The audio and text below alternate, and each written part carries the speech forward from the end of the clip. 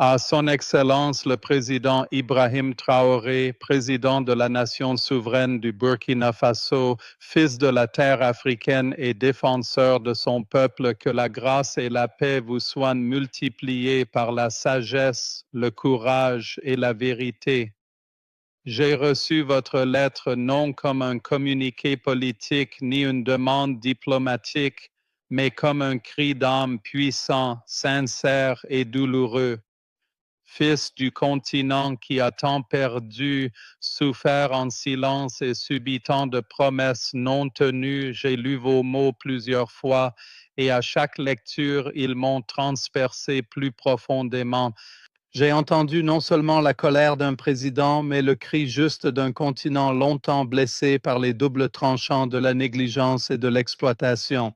Permettez-moi de commencer non par la défense, mais par la confession. Oui, l'Église s'est parfois tenue aux côtés des colonisateurs alors qu'elle aurait dû soutenir les crucifiés. Il y a eu des chapitres, certains longs, d'autres honteusement courts, où la mission de salut s'est retrouvée mêlée à la machine de la soumission, où la croix flottait aux côtés des drapeaux de l'Empire et où les enseignements du Christ furent ternis par les ambitions des rois. Pour ces fautes, fautes d'omission et de commission, je baisse la tête en repentance.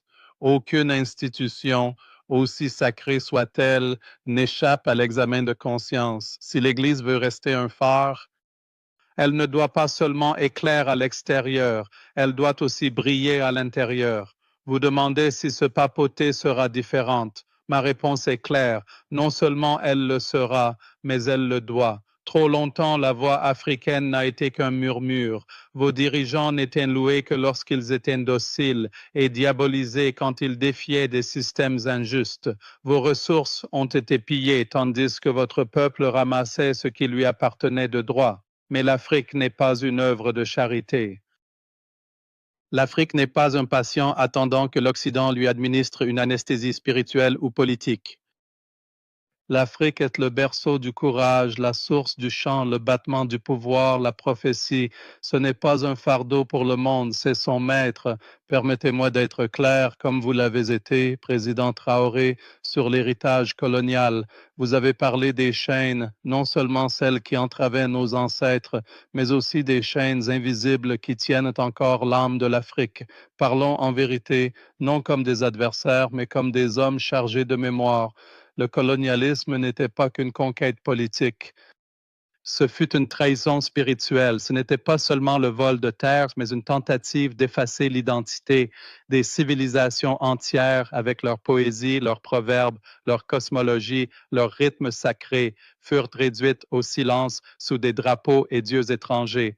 Les missionnaires, certains sincères, arrivaient avec une croix à la main, mais derrière eux venaient les canonnières, les marchands, les gouverneurs aux contrats de domination, baptisés. Des fonds baptismaux furent érigés à côté des fouets.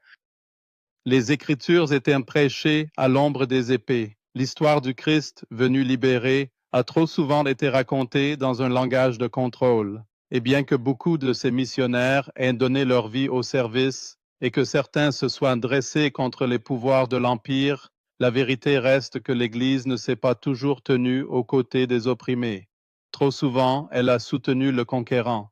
Je confesse cela, non par calcul politique, mais comme un appel moral, car si l'Église doit vraiment refléter le Christ, elle doit pleurer là où lui pleurerait, et sûrement il pleure pour ce qui a été fait en son nom sur le sol africain. J'ai vu des prisons coloniales transformées en écoles. J'ai rencontré des grandes-mères qui se rappellent que leur tribu a été rebaptisée. J'ai vu de jeunes séminaristes africains demander « Cette foi est-elle vraiment la nôtre ou bien importée ?»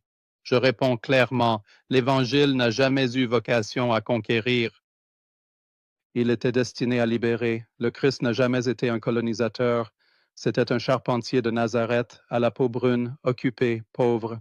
Ainsi, je fais le serment qu'en ce pontificat, nous revisiterons notre histoire, non pour rester prisonniers de la culpabilité, mais pour éradiquer le déni.